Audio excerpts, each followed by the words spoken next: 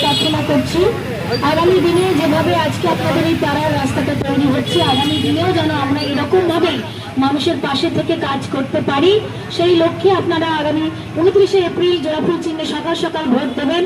আমাকে 5টা বছর আপনাদের পাশে থাকার এবং কাজ করার সুযোগ করে দেবেন।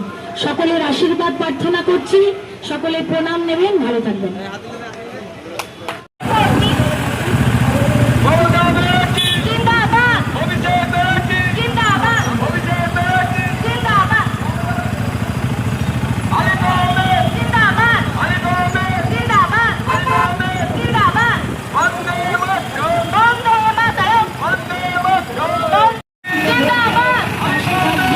তৃণমূল কংগ্রেসকে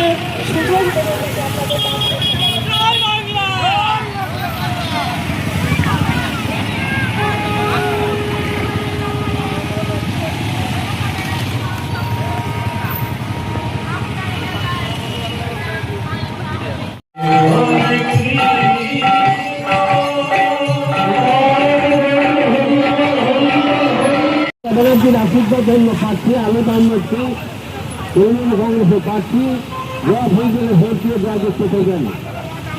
আবার আপনাদের সামনে আপনাদের আছে, সামনে আসুন আমাদের প্রার্থী।